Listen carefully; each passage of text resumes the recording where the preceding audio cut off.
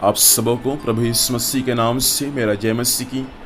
प्रियों, परमेश्वर को मैं धन्यवाद देता हूँ। परमेश्वर ने फिर से ये समय दिया ताकि हम परमेश्वर की महिमा कर सके, उसके वचन के सामने अपने आप को परख सके और उस वचन के अनुसार अपना जीवन को व्यतीत कर सके। इन बातों के लिए मैं परमेश्वर पिता को धन्यवाद देता हूँ। प्रियों, आइए मेरे साथ आज की सुबह का वचन को पढ़ेंगे। पहला राजाओं की पुस्तक उसका 21 अध्याय उसका 1 और 2 पद में ऐसा लिखा है। नाबोत नामक एक इजरायली की एक दाख की बारी सोमरोन के राजा अहाब के राज मंदिर के पास इजराइल में थी। 2 पद। इन बातों के बाद अहाब ने नाबोत से कहा, तेरी दाख की बारी मेरे घर के पास है, तू उससे मुझे दे कि मैं उसमें साग पात की बारी लगाऊं और मैं उसके बदले तुझे उससे अच्छी एक वाटिका दूंगा। नहीं तो तेरी इच्छा है तो मैं तुझे उसका मूल्य दे दूंगा। खुदावंद परमेश्वर इस वचन के माध्यम से हम सब सुनने वाले को आशीष से। प्रिय, आज की सुबह हम नाबोत के बारे में सीखेंगे और दूसरा अहाब राजा के बारे में सीखेंगे।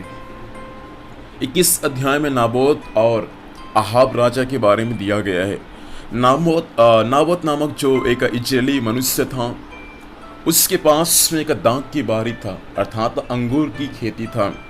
और उसके पास में जो दाख की बारी था, वह दाख की बारी अहाब नामक जो राजा है उसके राज मंदिर के पास में था। उसके पास में जो दाख की बारी था वो किसी ऐसे स्थान में नहीं था जो बंजर है या वीरान है, लेकिन उसका भूमि जो था, नाबोत का भूमि या उसका दाख की जो बारी था, उसका दाख की बारी अहाब नामक जो राजा है उसके राज मंदिर के पास में था। एक दिन वह राजा अहाब उसके पास में आया और नाबोत के पास में आकर कहता है कि तेरी दाख की बारी क्या कर दे, मुझको दे दे, और उसके बदले मैं क्या करूँगा, तुझको रुपए दूंगा, और रुपए तू यदि नहीं लेना चाहेगा तो उसके बदले मैं तुझे क्या दूंगा, एक सुंदर सा वाटिका दे दूंगा। अर्थात उसी दाख की बारी के समान दूसरा दाख की बारी क्या करूंगा, मैं तुझको दे दूंगा। आगे परमेश्वर के वचन का प्रियों आप पढ़ेंगे तो ऐसा लिखा हुआ है उसके 3 पद में, नाबोत ने अहाब से कहा, यहोवा ना करे कि मैं अपने पुरखाओं का नीच भाग तुझे दूं। राजा अहाब तो आया था नाबोत के पास में उस दाख की बारी को उसको लेने के लिए, उस दाख की बारी को पैसा देकर, दाम चुकाकर या उसके बदले अच्छा वाटिका देकर उस बारी को लेने के लिए आया था। लेकिन नाबोत ने अहाब राजा से कह दिया कि जो भूमि मेरे पास में है यह भूमि मेरे पूर्वज का है, और इस पूर्वज की भूमि को मैं किसी को बेच नहीं सकता, ना मैं किसी को दे सकता हूँ, ना उसके बदले में मैं कुछ और कहीं से भी या कुछ और उसके बदले में मैं जमीन नहीं ले सकता। ऐसा नाबोत ने राजा के पास में एक प्रश्न रख दिया कि मैं इस जमीन को बेच नहीं सकता, क्योंकि यह जमीन मेरे पूर्वज का है। और इन बातों को सुनकर वह अहाब राजा क्या हुआ, 4 पद में ऐसा लिखा हुआ है, इजरायली नाबोत के इस वचन के कारण मैं तुझे अपने पुरखाओं का नीच भाग न दूंगा। अहाब उदास और अप्रसन्न होकर अपने घर गया और बिछाने पर लेट गया। आगे ऐसा लिखा है, और मुंह फेर लिया और कुछ भोजन न किया। अब जब नाबोत ने कहा कि मैं उस दाख की बारी को दे नहीं सकता, तो परमेश्वर के वचन में ऐसा लिखा है, वह अहाब राजा क्या हो गया, उदास हो गया, दूसरा अप्रसन्न हो गया, और तीसरा जब वह अपने घर पर गया तो मुंह फेर कर लेट गया और कुछ भोजन नहीं किया। अर्थात अहाब का इच्छा था कि जब मैं जाऊंगा और उस नाबोत को मैं बोलूंगा तो नाबोत एक ही बार में क्या करेगा, उस जमीन को अर्थात उस दाख की बारी को मुझको दे देगा। लेकिन ऐसा नहीं हुआ। राजा अहाब को वह नाबोत ने क्या नहीं किया, दाख की बारी को नहीं दिया, और घर पर मुंह फेर कर बैठा था, खाना पीना को त्याग दिया था, बहुत उदास था। उस बीच में 5 पद से नीचे पढ़ेंगे तो राजा का पत्नी इजबेल राजा के पास में आकर पूछते, हे राजा तुझे क्या हुआ, तू क्यों उदास है, तेरा मन इतना क्यों व्याकुल है, और तू क्यों भोजन नहीं करता। राजा ने कहा कि मैं फलाना व्यक्ति के पास में गया था जिसका नाम नाबोत है, मेरे राज मंदिर के पास में उसका दाग की बारी है, मैं उसको लेने के लिए गया था, लेकिन उन्होंने मुझे दाग की बारी को नहीं दिया। तब इजबेल बोलती है कि अब इतना छोटा सी बात है, उठ और खाना पीना खा, तू तो इस्राएल का राजा है, लेकिन तू इतना क्यों उदास है, इतना क्यों तो दुखी है। उसके बाद परमेश्वर के वचन में ऐसा लिखा हुआ है प्रियो, वह नाबोत उठा और उसके बाद भोजन किया, और आगे उसकी पत्नी ने कहा कि मैं तुझको उस भूमि को क्या करूंगा, दिला दूंगा, तू चिंता ना कर।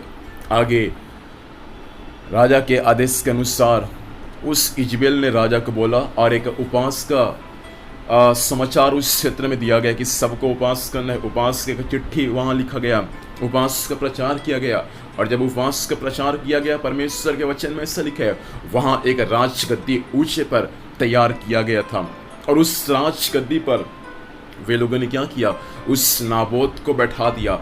और नाबोत के पास में दो व्यक्ति, परमेश्वर के वचन में ऐसा लिखा है, नाबोत के पास में दो व्यक्ति को बैठा दिया, और वे दो व्यक्ति, परमेश्वर के वचन में 10 पद में ऐसा लिखा है कि वे दो जन क्या थे, नीच व्यक्ति थे, अर्थात परमेश्वर के वचन के विरुद्ध में काम करने वाले थे। और जब नाबोत उस राजगद्दी पर बैठ गया, वे दो लोगों ने क्या किया, नाबोत के विरुद्ध में बातें की कि नाबोत परमेश्वर की निंदा करता है, नाबोत राजा की निंदा करता है। उसके बाद जो वहाँ लोग थे, उसमें जो लोग थे, आसपास जो लोग आए हुए थे, वे सब उस नाबोत को पकड़कर उसको दूर इस स्थान पर ले गया और उसको पत्थरवाह करके मार डाला। और उसके बाद में इजबेल ने कहा, जा उस भूमि को क्या कर ले, तू अपने वश में कर ले। परमेश्वर के वचन में फ्री ऐसा लिखा है, आप इसको पूरा पढ़ लीजिएगा।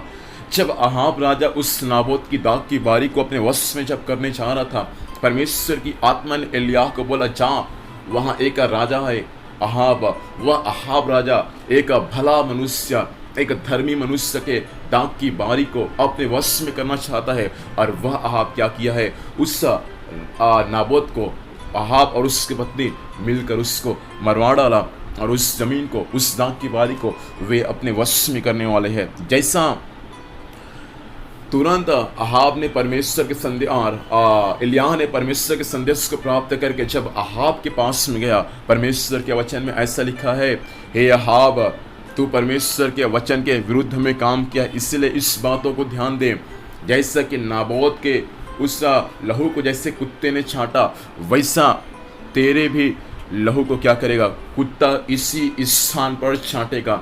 इसका मतलब क्या है, परमेश्वर ने जो एलिय्याह से बातचीत किया, अहाब के बारे में संदेश दिया कि हे अहाब, जैसा तूने नाबोत जो भला व्यक्ति था, धर्मी व्यक्ति था, इसके साथ में किया, इस बातों को ध्यान दे, तेरे साथ में भी परमेश्वर वैसा ही करेगा। और आगे चलकर आप पढ़ लीजिएगा इस पूरे अध्याय को, 22 अध्याय को आप पढ़ लीजिएगा। उसके बारे में परमेश्वर के वचन में ऐसा लिखा हुआ है कि आगे चलकर हालेलुया एक युद्ध आया, और उस युद्ध में क्या हो गया, वह अहाब राजा मार डाला गया। और परमेश्वर के वचन में ऐसा लिखा है, उसके भी लहू को क्या किया है, कुत्ते ने छांटा है। मेरे प्रिय परमेश्वर के लोगों, इस बातों को ध्यान दीजिए। परमेश्वर हमारा जो है वे पलटा लेने वाला परमेश्वर है। हमारा परमेश्वर जो है वे हमारे विरोधियों को भस्म करने वाला परमेश्वर है। इसलिए यहाँ पर परमेश्वर के वचन के अनुसार मैं एक संदेश आपको देना चाहता हूँ।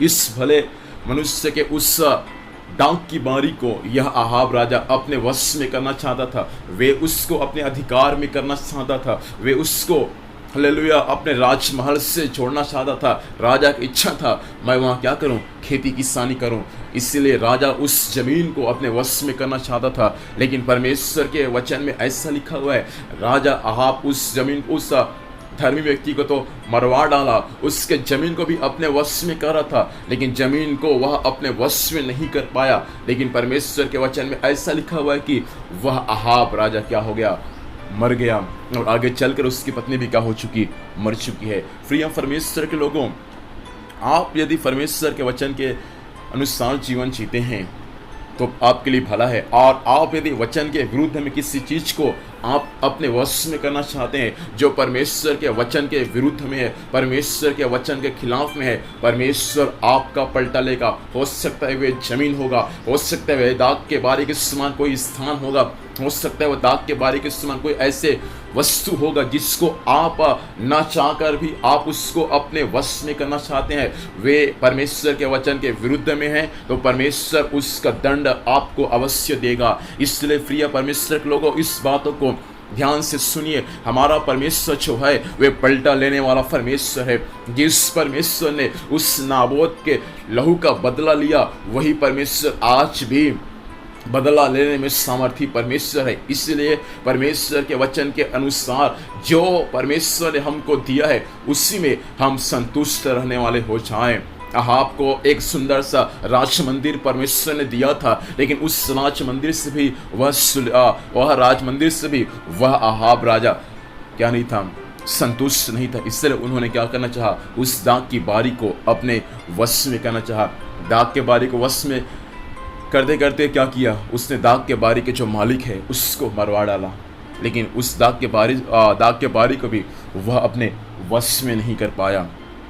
प्रियो, परमेश्वर के वचन के अनुसार हो सकता है कई चीज को अभी आप अपने वश में कर लिए होंगे जो परमेश्वर के वचन के विरुद्ध में है, या कई एक ऐसे वस्तु को, कई एक ऐसे हल्लेलुया दाग की बारी के समान हल्लेलुया ऐसे वस्तुओं को, ऐसे जमीनों को हो सकते है आप अपने वश में करना चाहते हैं जो परमेश्वर के वचन के विरुद्ध में।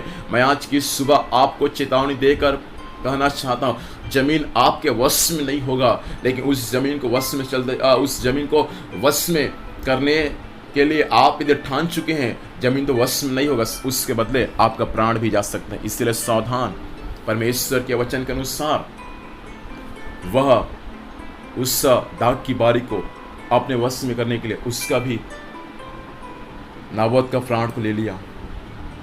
लेकिन आगे ऐसा लिखा हुआ है, एक युद्ध में क्या हो गया, वह पराजय हो गया, और उस युद्ध में क्या हो गया, उसका मृत्यु हो गया। प्रियो, इस बातों को ध्यान दीजिए। हमारा परमेश्वर जो है वे पलटा लेने वाला परमेश्वर। आप परमेश्वर के वचन के विरुद्ध में कुछ ऐसे दाग की बारी को अपने वश में कर लिए हैं या अपने वश में करना चाहते हैं जो परमेश्वर के वचन के विरुद्ध में है, आपके लिए खतरा है। आप ज़्यादा दिन उसमें स्थिर नहीं रह सकते। इसीलिए परमेश्वर के वचन के अनुसार जो कुछ परमेश्वर आज हमको दिया है, हम उसी में संतोष करने वाले हो जाए। आइए अपनी आंखों को बंद करें, हम परमेश्वर से प्रार्थना करें। सर्वशक्तिमान जीवित परमेश्वर पिता, सुने के वचन के अनुसार प्रभु हम अपने जीवन को आपके हाथों में सौंपते हैं। इस वचन के अनुसार परमेश्वर हमारा जीवन होने के लिए सहायता करें।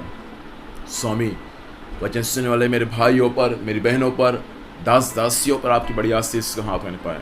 ऐसा ना हो परमेश्वर पिता कि हम भी हालेलुया नाबोत की जो दाग की बारी परमेश्वर पिता राज मंदिर के पास में था, उसको राजा अपने वश में करना चाहा, वश में तो हो नहीं पाया, लेकिन राजा का मृत्यु हो गया। प्रभु, ऐसा ना हो कि हम कोई ऐसे वस्तु को अपने वश में कर सके प्रभु जो आपके वचन के विरुद्ध में है। स्वामी, ऐसा कभी ना हो, हमेशा आपके वचन के अनुसार चलने के लिए सहायता करें। हम सबों के जीवन को प्रभु आपके हाथ में सौंपते हैं। आपने प्रार्थना सुना, धन्यवाद। यीशु मसीह के नाम से पिता हम आशीष को मांगते हैं, आमीन। प्रभु हम सबको आशीष से, आप सबों को जय मसीह की।